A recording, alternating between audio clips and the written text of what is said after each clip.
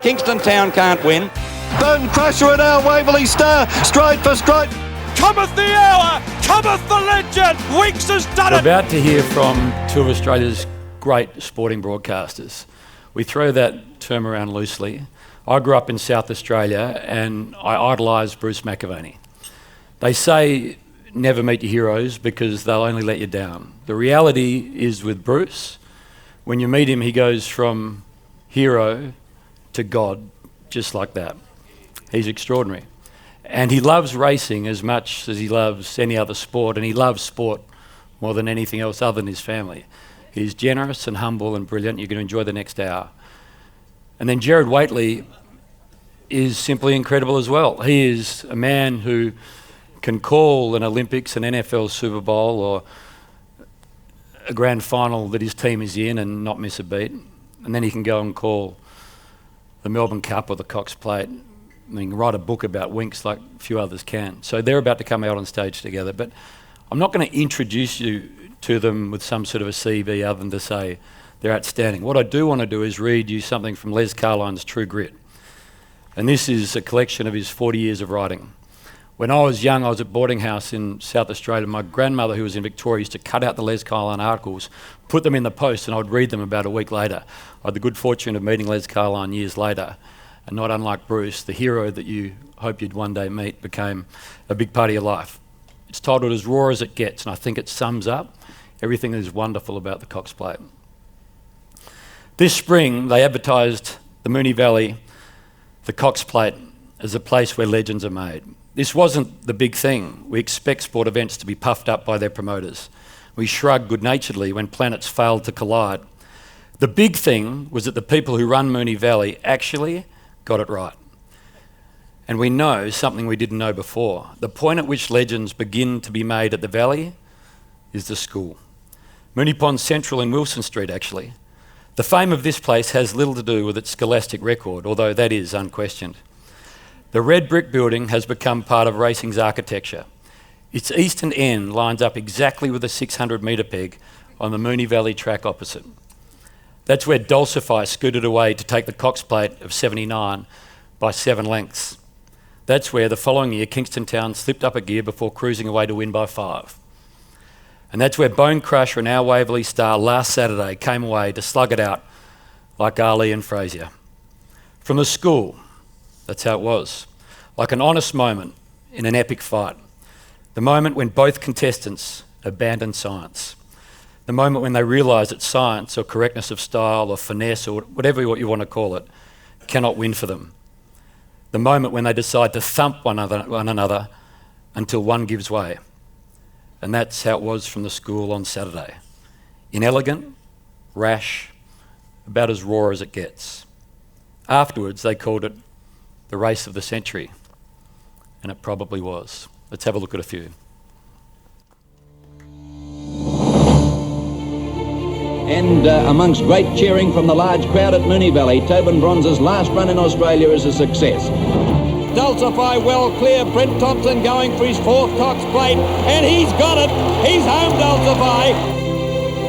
Kingston Town can't win. Grosvenor and Kingston Town flashing, he might win yet, the champ. Grosvenor took the lead off, Kingston Town swamping them. What a run, Kingston Town. And Bone Crusher races into equine immortality. Super in pace, driving, Super, I think Super knows. The air starts to rumble. She might be the greatest in the world, Sunline. You've done it, yes, Fields of Homer, he's done it. And the valley roars. Cometh the hour, cometh the legend. Greatness, Winks has done it. It's Equine Utopia. It's history at the Valley. History at the Valley.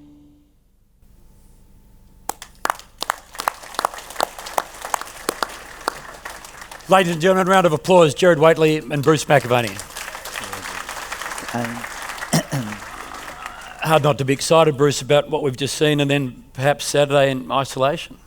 Yeah, and the possibilities of what awaits us. You know, what are we going to be talking about after 5:15 on Saturday night, Hames? So that's what the Cox Plate's all about, isn't it? Your first Cox Plate memory, Gerard?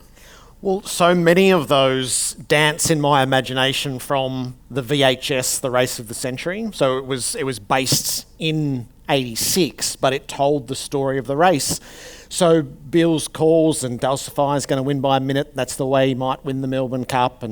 And so those horses live for me. The first one I came to was the year after the Race of the Century. Had to be there. Said to Dad, we have to start to go to this. So I came and saw Rubiton and met Les Carline in the Mitties on the second floor where he was selling Chasing a Dream. He signed it for me that day, and that's still my racing tomb. I go back to that from that day here.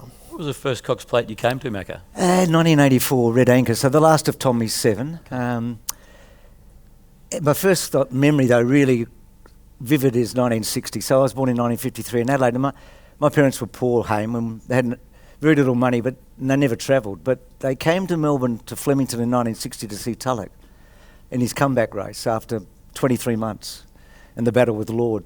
And Neville Selwood was my favourite jockey. I was living in Adelaide. Why would he be? But he was, and I loved Tulloch. So I remember that pretty distinctly, listening, and he, didn't know all the details, but knew how incredible that moment was. So 1960. So I've been given the task of guiding these two gentlemen through 100 years. So Rosalie said it's half an hour. I said to Michael, that's not enough, and he said we've got to be out by Manikato. So let's see how we go. So the big picture stuff first, Bruce. When the Cox Plate started, Australia and Australians had just been to war, and 120,000 horses had left and not returned. Exactly right. And hey, if we go back just quickly to 1874, so we're going back, so William Samuel Cox, so he had swapped tracks because his track was so successful. He was at Kensington Park, but he did something very clever. He introduced a spring meeting the week before the Derbies. That was in 1874 because the Melbourne Cup Carnival at that stage was going very well. It really started in 1869 as a 4-day. So 1874 was the first peg. 120,000 horses went to Palestine and Egypt. They couldn't come home. So the Victoria Racing Club and the Victorian government got together to import a lot of horses. But they had to be careful not to cruel the colonial bred sires. So Violoncello was one of those horses. So he wins the first Cox Plate. Now, he'd won in 1921 the Caulfield Cup. His half-brother had won the Metropolitan in 1916. And the gentleman that owned Violoncello had owned Artilleryman, who won the Melbourne Cup in 1919. So he had a real history with great racing in Australia. So he was the first. And on that day, Hame, the Vigilant was the writer for the Sun Pictorial. He said on that morning in that paper, he said, I think this new race will be off to a brilliant start because nearly all of Australia's best horses are amongst the 17 acceptors. Nothing's changed. Gerard, we thought the importers, the raiders, were a recent thing. Yes.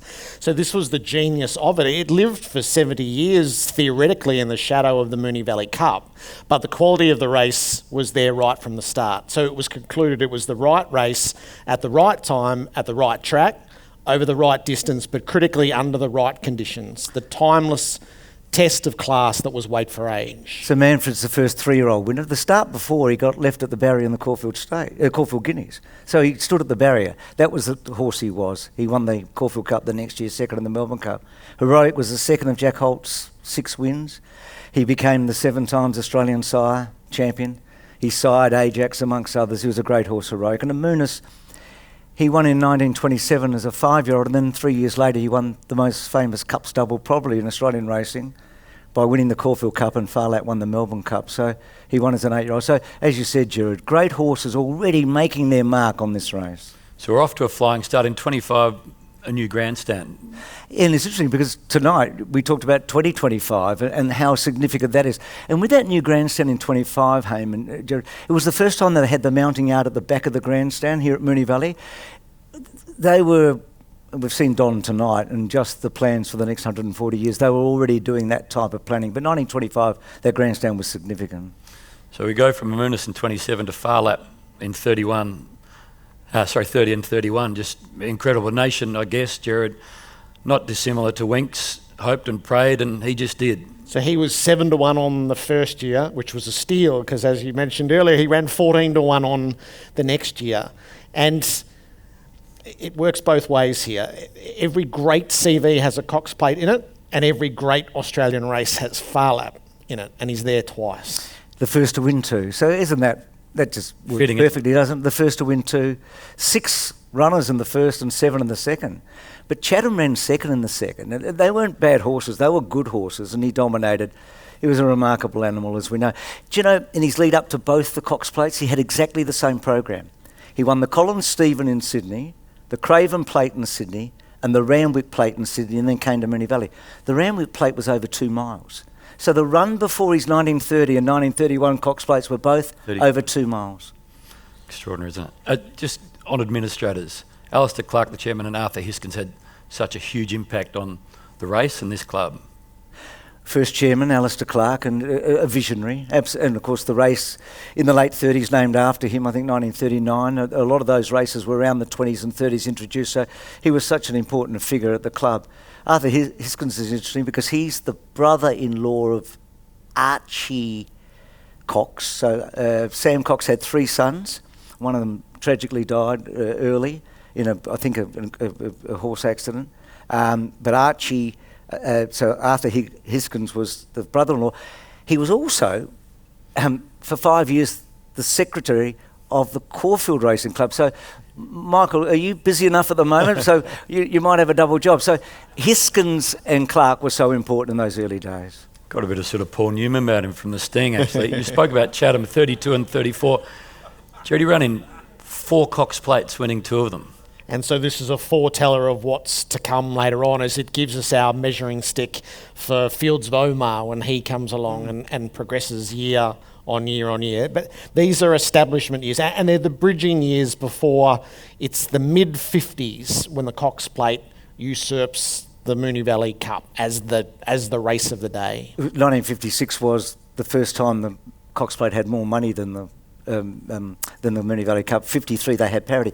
Yeah, Chatham, 3 times he was favourite. The only time he wasn't was when he ran second to Farlap. When he won his second Cox Plate, he beat Hallmark, a Melbourne Cup winner, and Regilla, a Cox Plate winner. That's how good he was. And Ajax, that was his 11th consecutive win when he won the Cox Plate. He went on to win 18 consecutive races, which was an Australian record. Desert Gold and Gloaming had 19 from New Zealand, but that was the Australian record at the time. So, as Gerard said, they were great horses. They continue that association with class and the race. So from Ajax we go to Flight 45 and 46. You spoke about Farlap going back to back, and there were 2 divisions. 2 divisions. Yeah, this is remarkable. So this is why this week is the 102nd running of the WS Cox Plate. It's not the 101st running. So the first mare to win the Cox Plate was Tranquil Star, and she won it in 1942 and 1944. But Sydney horses couldn't come down to Melbourne during World War II. So when Flight came down in 45, it was pretty rare air. She'd beaten Burnborough and Shannon in her career. Brian Crowley bought her. There's a race named after him this week. And she's the Grand Dam of Sky High. But yeah, in 46, there were 2 divisions. Leonard won the other one at 50-1, but she... 12 in her division, Hame, 13 in the other. There were 21 starters in the Moonee Valley Cup that day. So things have changed slightly, yes, haven't they, since 1945-46. So she was the first mare to win consecutive, but there weren't many mares to win Cox Plates for a long, long time, and Tranquil Star and Flight were the 2. They were the 2 banner holders. So we get to Rising Fast. 54, 10 starts that spring, 8 wins, and did something that you thought impossible. So it's 7 in a row, and the Cox Plate is right in the middle. So it goes the Turnbull, the Caulfield Stakes, the Caulfield Cup. Then he wins the Cox Plate by 4 lengths. It's said to be one of the great fields, and it's a cakewalk, the way it's written about. And then he goes the McKinnon. He wins the Melbourne Cup, the only horse to do the 3. It's said that the reception from 90,000 at Flemington is in equal parts admiration as it is gratitude, because the people of Melbourne have been backing this horse week on week on week on week on. And then they put him in on Stakes Day, and he does the Farlap. He wins on the last day as well. So 7 in a row in such a truncated period of time. It's arguably the greatest spring. You can argue Farlap in 1930. There have been other great springs, but as the only horse to win the Caulfield Cup, Cox Plate and Melbourne Cup in the one spring, it's hard to beat. It's hard to beat. It's proven hard to beat. 58. Or match. Completion of the state-of-the-art Burston stand, 37,000 at the Cox Plate that year, and unbelievably 2 years later there's a push to turn the course into a real estate development. But amazing, isn't it? he was important, Hame. I just got that then, actually. Ginger was his nickname. He was a Major General, and he was so important to the club with his foresight. And this was a huge thing for them with that stand in 1958, and it made a big difference. It was the first time really that corporates could come along. 5,000 people could be seated there. They increased the membership during his period as well by not that many, but it was a big deal at the time. So that was a very important thing. In 60, you said your first memory, Tulloch, wide, and the reception coming back to scales? Yeah, well, he drew 15 in a field of 15, which is more than we have now, and Selwood. So Sky High led, and Selwood took off pretty early. And then he had this incredible battle up the straight. There's Dorlagiri inside of him. Now, Dorlagiri won the next Cox Plate. He was one of the great weight for age horses, certainly with Lord, but probably better than Lord. And Tulloch got the better of him, and the reception was unbelievable. He didn't race for 23 months. No one's been as good as him as a 3-year-old. Not Farlap, probably not Winks, as good as... I don't think, from what I've been told, that there would have been ever a horse to beat him when he won the 1957 Caulfield Cup. I don't think we've had a horse any better than that. We've had horses that have got a better CV, slightly, but I don't think we've had a better horse than Tulloch in his prime. So this, and it marries up with the stand. So this is the phase of coronations. So it goes back to the third running. So the Night Patrol wins the third running of the Cox Plate. He's owned by the Earl of Stradbroke, who is the Governor of Victoria. And Alistair Clark writes in the aftermath of that it was the most cordial reception that had ever been staged on an Australian racetrack. Then we get to Tulloch and hats in the air, hundreds of hats in the air. It's what people recall from that day, and it becomes part of folklore. And then we step through the next two coronations, Tobin Bronze. So Tobin Bronze is already the defending champion. He, in the spring of 67, wins the Toorak and the Caulfield Cup, and he's sold to America. So this is his farewell day. And there is so much goodwill, hope and emotion invested in this day. Graham Hegney's the trainer.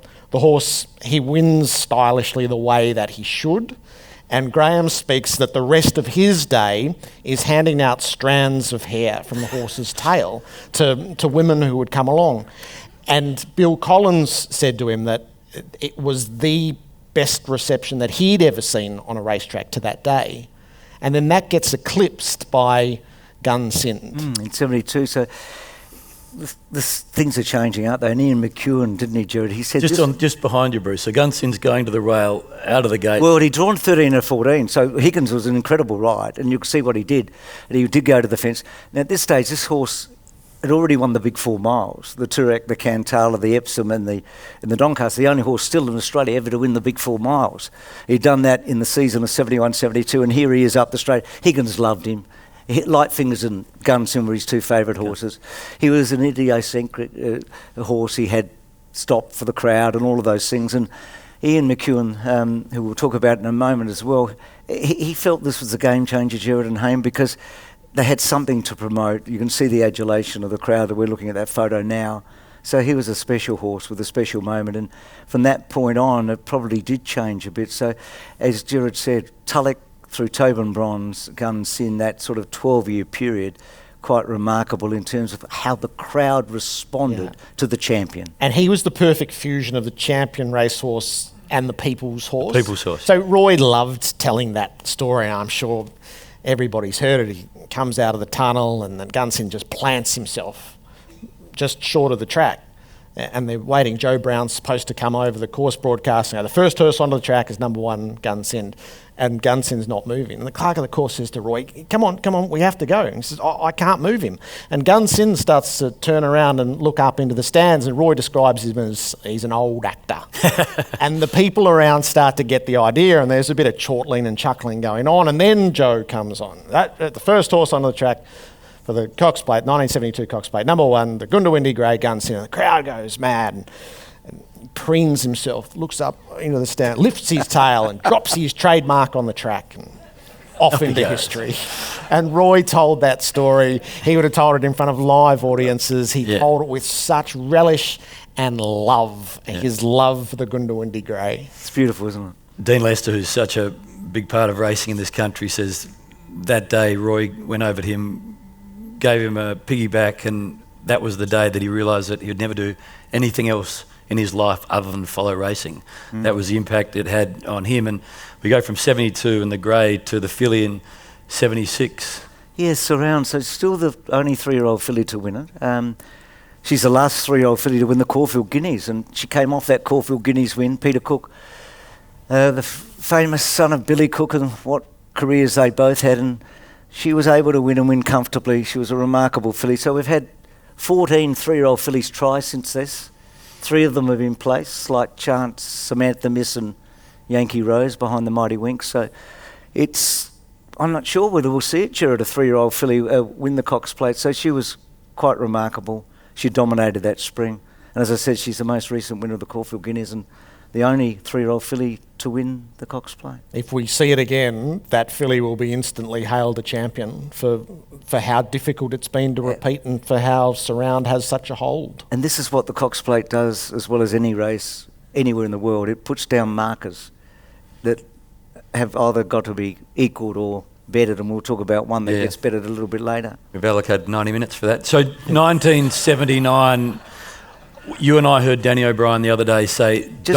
Haim, just on that one, just on the 3-year-old. Yep. The 3-year-old has been so important to the Cox Plate. So you think.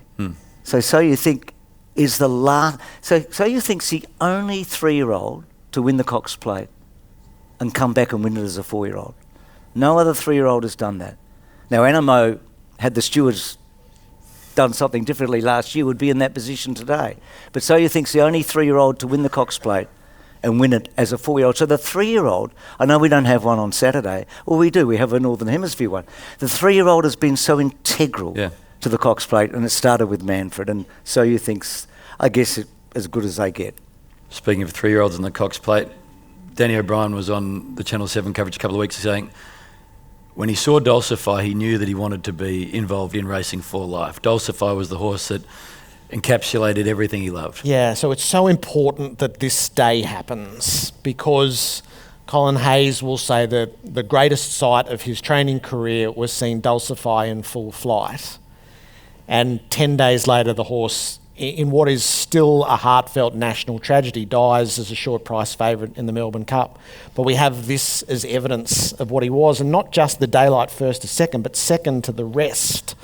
And that notion, which does echo painfully, where Bill is drawn to say, and that's the way he might win the Melbourne Cup, knowing what happens next. The horse that he beat, Chivalry, he had a great battle with him in the McKinnon. Chivalry was topless. I called Dulcify's first race. I was calling at Morphettville this day, and he was 300 to 1. He came down the outside. Now, I think he was 300 to 1 or 250 to 1. It was the first time he ever raced. Came down the outside on a wet track. He won an Australian Cup at about 80 to 1. He was something, and that was a masterpiece. That was one of the masterpieces of the race. And the jockey knew this track, loved this track, is with us tonight. Yeah, Babe. Don't we love Babe? Brent Thompson. So Brent, he's been done so much for Moonee Valley and for racing. Where are you, Babe? Just over here. Great to see you, mate. I'll come and make sure. So Brent owned the race, Gerard, didn't he, in Hames? So 4 wins in 5 years for Thompson. So we picked 3 out. So Darby Munro has the record of 5, and they were a long way apart. 3 of his 5 were favourite, and one was 50 to 1. The longest price ever winner of the Cox Plate is 50 to 1. There have been 2 of them, Mosaic and Leonard. He rode Mosaic in 39, I think it was, and longest price. Brent comes along and wins 4 in 5 years. Only Surround Brent wins the first, and then Surround, and the next 3, the last 2 for CS, and of course Huey uniquely has won 4 consecutive Cox Plates. But Brent, who's done so much for this race and for that whole New Zealand, Australian beautiful thing about the Cox Plate, owned the race in the 70s. Gerard, just on Hugh, so we were lucky enough to be broadcasting, and I would walk down to the barriers, and the thing that, and Paddy and Peter here, and just to see that horse walking around on a loose rein before she was about to do what the world hoped she would. But I always felt this innate pressure on the bloke from Dunedoo. She was expected to win. He was expected to keep her out of trouble. They did, thank God. Yes. So it's what every jockey searches for, is the horse that will create a partnership that carries them into the annals of racing. And we lived it twice, very similar experiences. Luke Nolan had it with Black Caviar, and they were trying to protect the perfect record. And then Hugh Bowman had the responsibility of trying to deliver the, and we'll get to it, but the unthought of dream, the impossible dream, as David Hobson sang of. The impossible dream was 4, and it was his responsibility. And there's the heart-in-mouth moment of the 3rd, which I think probably clears the way for the 4th. Yeah. Is that there was always and when Humidor looms and he tells that story well, doesn't he? That's the 3rd in the pocket, and the 4th. We spoke about cakewalks a bit earlier on. The 4th was that, but we'll get there. We'll get there. So Hugh, all 4 with Winks. Kingston Town, a different jockey each time. Yeah, Malcolm Johnson, Ron Quinton and Peter Cook, and they were all different races, weren't they, Gerard? So what did Bill say here? Is this is the real one today? Yeah, we're going to see the real one today. So, because he'd won 11 straight races and then been beaten twice at Caulfield, in the Caulfield Stakes and the Caulfield Cup leading up to this. So, we didn't know how he would go the Melbourne way. He'd been beaten in a derby down here, but we did see the real one today when he won by 5 lengths. So they said that he spent his whole career in Melbourne, bar this day where he skated around Moonee Valley, lurching and crabbing.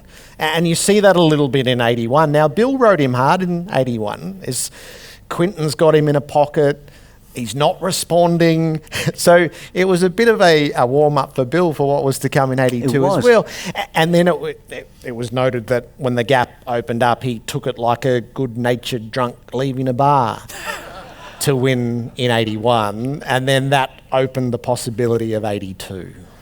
So, yeah, unbeaten between the first and second Cox Plate. Didn't lose a race in Sydney for 3.5 years, this horse. The extraordinary thing about him was, in Victoria, he didn't really seem to gel anywhere but at the amphitheatre.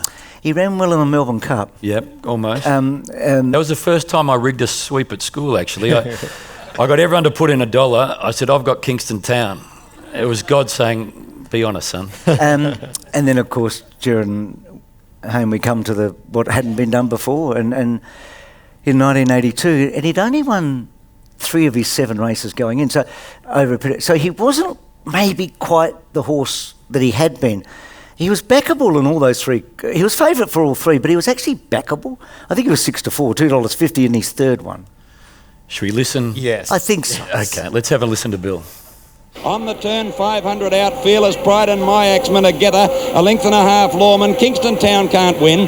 Then LA Bajou and the 3-year-old Grosvenor running on. My Axman took the lead from Fearless Pride. Grosvenor coming down the outside is after them. My Axman in front. Grosvenor and Kingston Town flashing. He might win yet, the champ. Grosvenor took the lead. Oh, Kingston Town swamping them. What a run. Kingston Town wins it a neck to Grosvenor. My Axman 3rd, 4th Fearless Pride, 5th LA Bajou. Then No Peer, Gurner's Lane, behind them is Magari. All the greater for it, isn't it? Bill joked for years afterward. He said, that's why I'm going to be buried at sea. So they can't put Kingston Town can't win on my tombstone. What a call. Now, I dug around and found, I think Greg's here. I found Greg Miles' call of the 82 Cox Plate in the ABC archives. And Greg was just starting out. And he expresses the exact same sentiment at the precise moment. And Les Carline would say that crystallising in his mind was he can't win, just as Bill said Kingston Town can't win. So by acclaim, every notable observer was thinking the same thing. I asked you, Bruce, would Bill Collins be disappointed with the call about 10 or 12 years ago? And you said no. I think he nailed it. He nailed it. He got everything right, the accurate one. And that was so. But what was the genius of Bill was, okay, he read it right. He couldn't win. But champions do things that other horses don't do. But halfway up the straight, Bill was onto the fact that he might win. Yes. And if you looked at that, he's still a long way back. But Bill rode him. So what Bill did, and we've, you call, I call, Greg, there's callers in this room. You go with it. And Bill went with it halfway up the straight. It was genius. I think it's one of the greatest pieces of work I've ever heard. The line, he might win yet the champ, 100 from home, is also superb. It's so early to go with that, isn't it? And that's the genius of Collins. And the trainer? Yeah, well, he trained 7 winners, Tommy. All of his winners are in the Hall of Fame, Hame. Right. Every one of them. 6 of the 7 started favourite. including Kingston Town's 3. The only one that didn't start favourite was Red Craze in 57. So Tommy has got the record with 7, and they're all Hall of Famers. Incredible. And you spoke earlier about Jack Holden. Why don't we mention Deirdre at the same time, given Gay and Annabella training this weekend? Yeah, well, Jack had the record of 6, and over a long stretch too, into the 40s. He trained the second winner of the Cox Plate, and then Heroic, and then Deirdre, of course, came on with Rising Prince and became the first female trainer to win from New Zealand. Moira Murdoch matched it. 9 years later was Solvit. Annabelle Neesham is doing something Saturday that no one's ever trained 4 horses in a Cox Plate.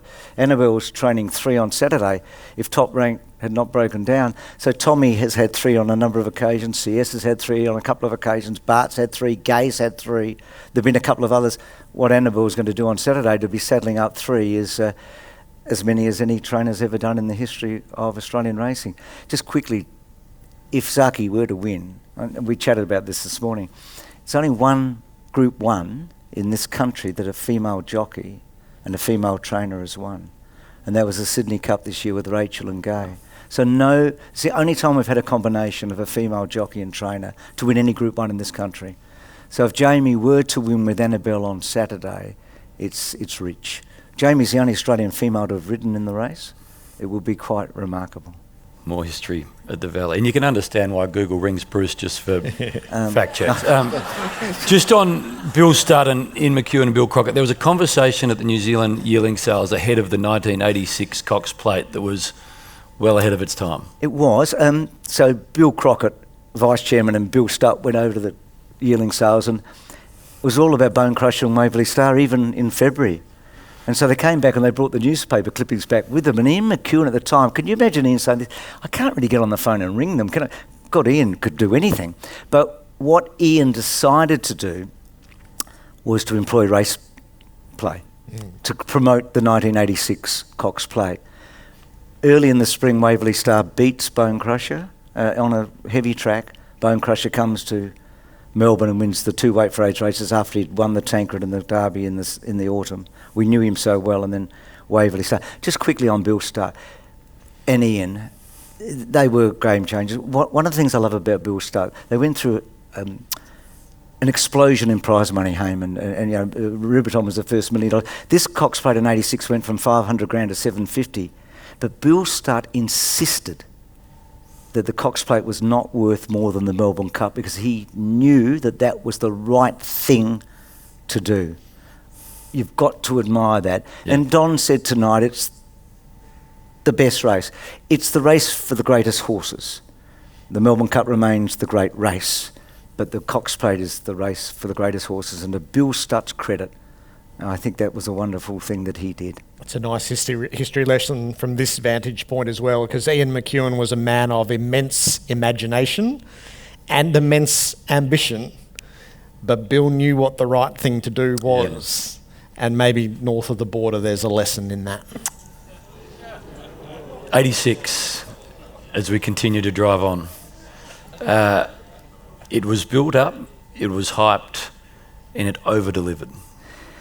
Yeah, I still think, I actually did call that race and thought I'd done reasonably well until I heard what Bill said and thought... The greatest race I've ever seen, that's not what I said, line. The greatest race I've ever seen, and it still is. Yeah, I was about to say, is it? It still is. So there have been remarkable things happen on this day every year almost, but I don't know, but for me, it's the best contest I've ever seen on a racetrack. Still, it's a long time ago, but it still is. I'm not even going to look for anyone to wind me up. Let's have a listen to Bill. Our Waverley Star will want to be far up. Here's Bone Crusher. He's pulled into the outside, shooting around them, and our Waverley Star's going with it. Aberidi at the head of the others with Drought, Dinky Flyer, the Filbert and Tristram. Here come the New Zealanders, our Waverley Star and Bone Crusher. They've raced to the lead, 600 out. Have they gone too early? 2 lengths to Drought, running up the third from Society Bay. They were followed then by Drawn Under the Whip at the head of the others, Dinky Flyer. But our Waverley Star, he got a half length to Bone Crusher. He's gone for the whip on Bone Crusher. 3 lengths to Drought, followed then by Dinky Flyer and Drawn. But the two great New Zealanders have come away on the turn. Our Waverley Star, a half length Bone Crusher. The Big Red won't give in. Drought running on. Bone Crusher responds to the whip. The roars of the crowd. He races up to our Waverley Star. 100 out. Bone Crusher, our Waverley Star. Stride for stride. Nothing in it. Our Waverley Star, the rails. Bone Crusher, the outside.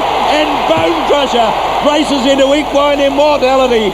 $1.5 million as he photo finishes our Waverley Star. Third is the Filbert. So Bill staggers through the rest of the runners, and then his final offering is the crowd is roaring its head off and the judges called for the photo, and it's just about every ounce of energy that he's got left in him. And that such a setup from that far out would deliver that race. It has that Bradman-esque quality. It doesn't matter for as long as we live, wherever there is a 2-horse war, the best it can do is draw the Bone Crusher, our Waverley Star. There's not a race that could ever usurp that, I don't think. I agree. It delivered more than we could have hoped for. I don't know about you in the room. How did you feel when you watched it then and listened to that? It just makes us feel better, doesn't it? It takes us to a place that, few things can take us to, and it still does it after all these years. Tears in the eyes watching it. The 90s were a golden age. Yeah. Gerard? I feel like this is the golden age of weight for age racing. The same horses, week on week, year on year. Lugging it out. So this is the age of Rogue and Stylish Century and Citizen. And then, so Better Loosen Up was the first horse that I truly loved. And I can close my eyes and I can picture Stylish Century going around that turn and Better Loosen Up is going around that turn, going, oh my God, how on earth is he going to make up that much ground? And he did. And 92. So 92's got Rough Habit, Citizen, Better Loosen Up, Let's Elope. Naturalism's an even money favourite, which is staggering when you think back on it. There's a fall, and Superimpose, who's late in the day, he has his moment. And Coronation, so that's the day where spontaneously there were 3 cheers for Super. So we went Better and Super. Occy and Mahogany, so brilliant, stirring, driving finish, and he's just such a beautiful horse. And then the following year, he can't catch these first 4. Occy's in the race, and he can't make any ground in a 4-horse war. So this is 10 years on from the 2, and from the turn, it's Volante, who looks home, and Juggler and All Our Mob, and the Horse from Heaven. The Horse from Heaven. And Bart is so overwhelmed in this moment that he gets to the presentation, and he says, I'm so glad to finally have won this race. It's eluded me for so long. Hello, Taj Rossi. But that's how overwhelmed Bart was in that moment. But it was a long time. It was. Taj Rossi was a long time before, but you've summed it up perfectly. I mean, it was a golden age, and they're all memorable, and they're great horses that live in our memory today. They're all Hall of Famers. The end of the 90s was Might and Power. He'd won the Cups in 97. Yeah, I don't think he was maybe quite as good in 98 as he was in 97. He dominated an autumn too with a couple of races. But this was a special moment because he becomes the second horse to win the Cups in the Cox Plate. And he had that incredible stride, and he's the best named horse in the world, is he? Might and Power. I mean, could you have a better name for him? His trainer never spoke, of course, Jack. Never talked to us at all, but Jimmy did. He made up for it. It was the moment we wanted, wasn't it, Gerard? That he was the great weight for age horse. He'd won the 2 Cups unbelievably. They were both extraordinary wins in different ways, and it was just the stamping of one of the all-time greats by winning a Cox Plate and joining Rising Fast as the only 2 to have won all 3. In Les's pages, in his real-time writing, he was convinced Might and Power is the best horse since Tulloch. And he had 2 Cups and a plate to show for it by the end. Yeah, it's high praise. So the next 2 was the Mighty Mare, and the next 2 was the Fighting Tiger. Yeah, they go together, don't they, Gerard? Sunline and Northerly. Sunline was interesting because she'd been beaten going into her first one in a couple of times and then been beaten in the second one. And she won the second one by a cricket pitch. The one we probably remember, and then she's going for 3, of course. And it's the battle of all battles up the straight. That's one protest that was upheld. Dismissed again. No, I was thinking back. I was thinking back to Superimpose in '92, one that was upheld. No, dismissed again with Viscount. But Northerly had 2 unbeaten springs coming in basically to the Cox Plates. Different races though, because he did the Caulfield Cup in '02. They're joined at the hip, aren't they? In so many ways. They are, and that image of Sunline going for the third. And all that's invested in that and trying to equal Kingston Town. But I remember just the realisation that Northerly probably had her measure, so it wasn't fully given over. Like Greg Childs would have lived that experience and the hope, but just the sense that maybe Northerly had her, and that's the way it pans out 2 years in a row. Yeah, I couldn't agree more. They've clashed 3 times and he has got the 3-0 record against her. Her CV slightly superior, I think. God, she was a good horse. Slightly superior to his, but his nickname was a good one, wasn't it? The Fighting Tiger. That summed him up. Fields of Omar Fu was serving drinks earlier tonight. Great to see him. So 5 starts, 4 placings, 2 wins, 2 different trainers. Yeah, and look, 5 starts. So only Tranquil Star and Fields of Omar started 5 times in a Cox Plate. So that's, unbelievable to come back 5 times. He's the oldest winner ever of the Cox Plate at 9. And he's the only horse to be placed in the Cox Plate 4 times. The other one won them all. But only Winks and Fields of Omar run in the first 3 in 4 Cox Plates. It's pretty good, isn't it? Yeah, it's great. And that's an iconic race in its own right. Fields of Omar, El Segundo, Pompey Ruler. And while we were waiting for the photo, there was this realisation around the course. Unless you were holding a ticket on El Segundo or Pompey Ruler, there was this craving that Fields of Omar had got it for all the reasons for the warrior. He was one of the race's great warriors. We shouldn't forget Brian Martin. Because he in the room tonight, so Brian did the most extraordinary job over 5 Cox Plates. He just so professional and so brilliant. And God, how would you like to own a Cox Plate winner? Yeah, I'd like to contemplate whether I could do that or not. Well, you've done Geelong a couple. You've done Geelong a couple of times, but this is another level. Mackay, there's not many better photos than this. So every sports fan, not just race fan, if you put that image up anywhere in the country and said, what's this? Yep.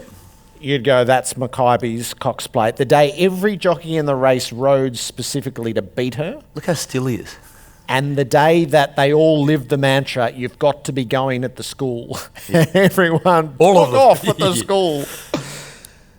And the way that this fits, even though, so the great mythical quest is 3 Melbourne Cups, but the Freedmans wanted this on the way through. This was so important, they felt.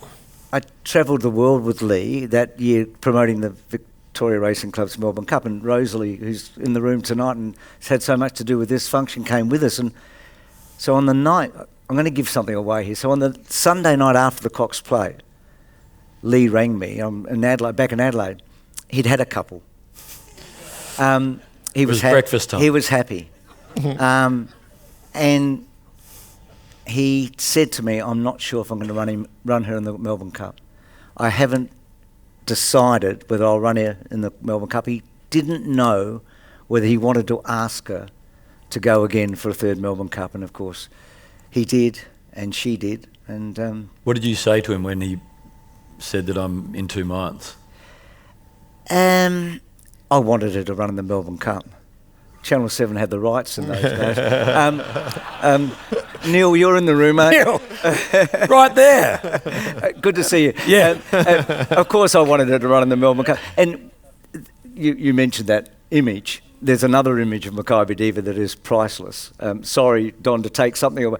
Is Bossy and the Diva just standing with the Flemington stand in the background as she's about to come back. That moment, the horse and the rider. So yeah, a Cox Plate, the only mare ever to win a Cox Plate in the Melbourne Cup, and only Saintly, Rising Fast, Farlap and Mackay Diva go from Cox Plates to Melbourne Cup. They're all in good company, aren't they? Tony Santic in his masquerade ball mask that he had made up for the day, which was matched only by Nick Moratis when Might and Power won.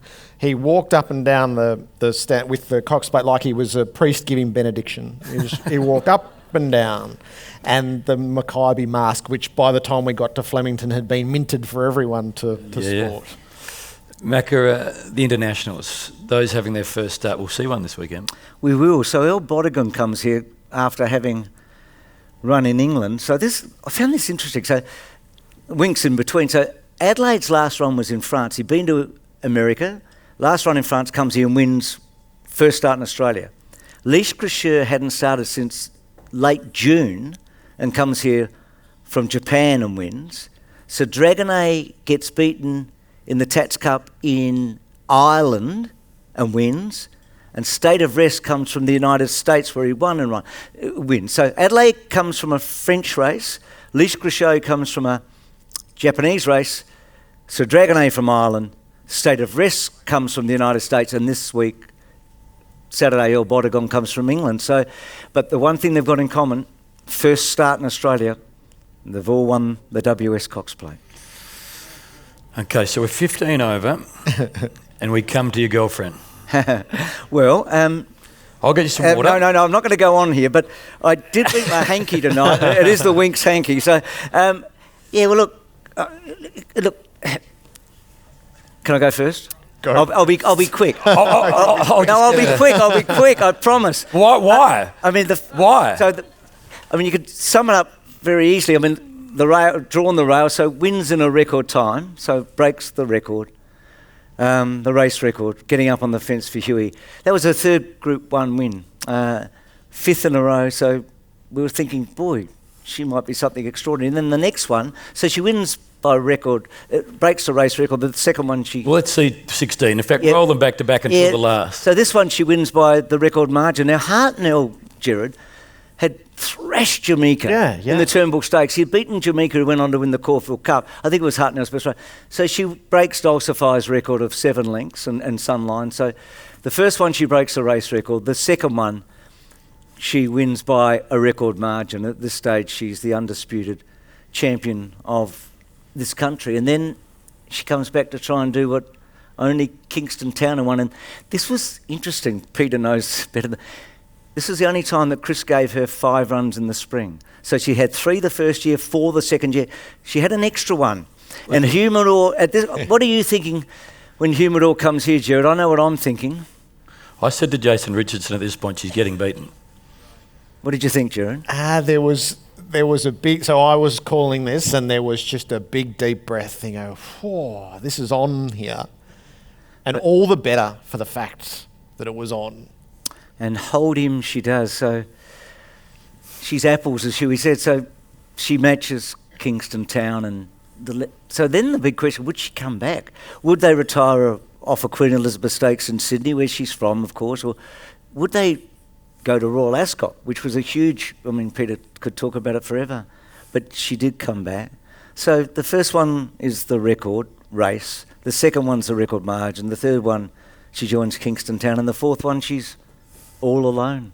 She's all on her own. Because it's the one and the only. But here she comes, and here the valley roars. Weeks on the outside moves up, takes the lead from Ben Battle. Then Rostropovich and D'Argento into the straight at the 200 metres. It's Weeks in front by a length. Ben Battle's going with her. Weeks 3/4, Ben Battle. Weeks is staving off Ben Battle.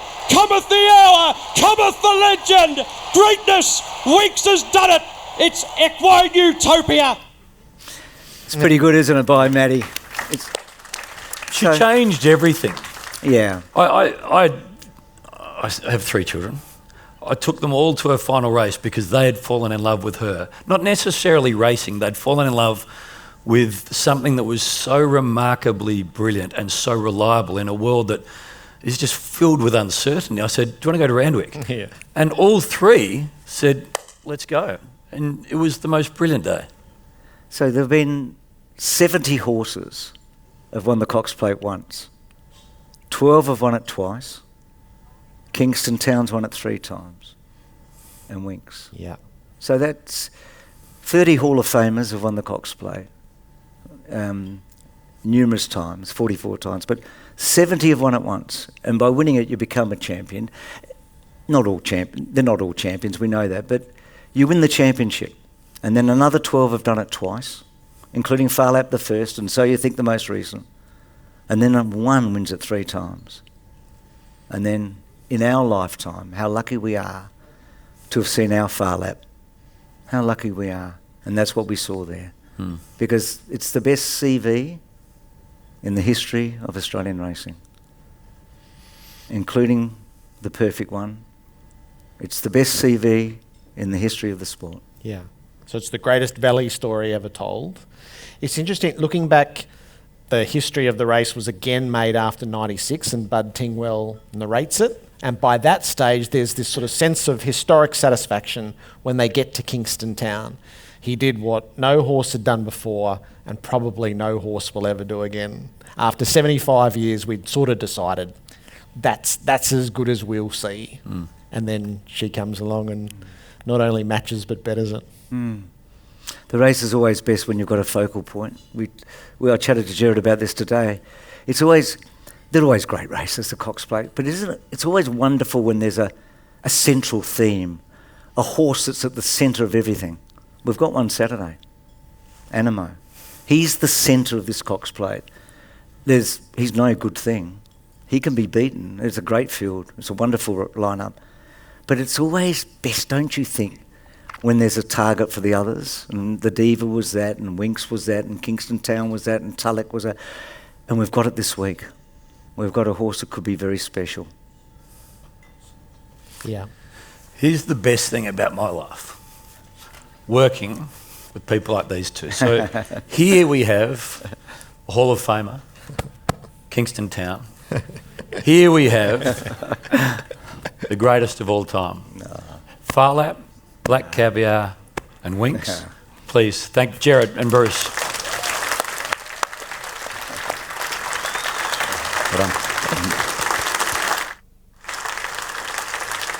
Kingston Town can't win. Bone Crusher and our Waverley Star, stride for stride. Cometh the hour, cometh the legend. Winks has done it.